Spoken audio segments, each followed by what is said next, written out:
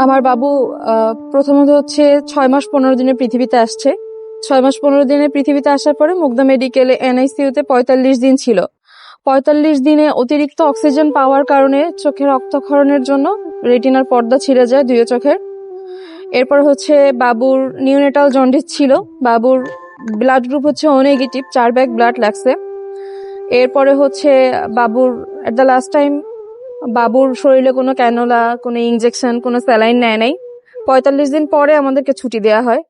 তো 6 মাস পরে বাবুর যখন ইমপ্রুভমেন্ট হয় তখন আমরা বুঝতে পারি যে ওকে ডাকার পরে ও সাড়া দিচ্ছে না, ওর সাথে আমাদের চোখের কোনো ইশারা হচ্ছে না। তারপরে আমরা ডক্টর দেখাই। তো প্রথম আমরা ইস্পাহানি ইসলামিয়াতে দেখাই, সেখান থেকে আমাদেরকে বলা হয়েছে যে আপনারা দেশের বাহিরে কোথাও চিকিৎসা করাতে পারেন বা ট্রাই করতে পারেন, কিন্তু আমাদের সামর্থ্যে সেটা সম্ভব না। এর জন্য রেফারেন্সে আমরা শোভানা ইসলাম ম্যামকে দেখাই হারুন আই হসপিটালে। সেইখান থেকে ম্যাম রেটিনা বিশেষজ্ঞ সার্জন তারেক রেজা আলী স্যারের কাছে এরিস্টো আই হসপিটালে রেফার করেন। পরে আমরা স্যারকে দেখাই, স্যার বলছেন যে ইমার্জেন্সি, যেহেতু ওর 11 মাস প্লাস বয়স, ইমার্জেন্সি যদি আমরা অপারেশন করাই তাহলে একটা ভালো রেজাল্ট আসবে। তো দুই চোখের রেটিনার পর্দা অপারেশনের জন্য ওইখানের কস্ট পার চোখে হচ্ছে 1,10,000 করে। তারপরে অ্যানেস্থেশিয়ার খরচ, এর আগে টেস্টের খরচ, সব সহ 2.5 লক্ষ টাকার মতো খরচ, যেটা এই মুহূর্তে আমাদের পক্ষে সম্ভব না।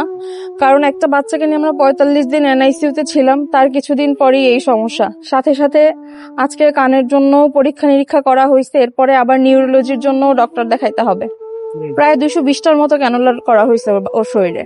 কারণ NICU-তে যে বাচ্চারা থাকে ওরা হচ্ছে প্রি ম্যাচিউর থাকে, ক্যানুলা একদিনের বেশি থাকলে মাংসের ইনফেকশন হয়, ভেইনগুলো কেটে যায়, যার জন্য হচ্ছে ক্যানুলা চেঞ্জ করা হইতো। এটা আমার প্রথম বাচ্চা। 6 মাস 15 দিনের বাচ্চা আসলে এইভাবে বাঁচেই না, সেখানে ও রিকভার করছে। এটা খুব রেয়ার। তারপরে হচ্ছে এখন যে সমস্যাগুলো আছে এগুলো যদি সঠিক সময়ের মধ্যে আমরা করাইতে পারি তাহলে রিকভার হওয়ার সম্ভাবনা আছে।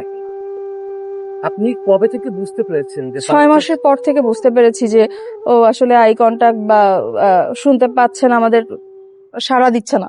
না, এর আগে তো ওকে কোলে নেওয়াও যাইতো না, শোয়ে রাখতে হইতো। শুধু শরীরে কোনো মাংস ছিল না, শুধু হাড্ডি ছিল, এরকম ছিল।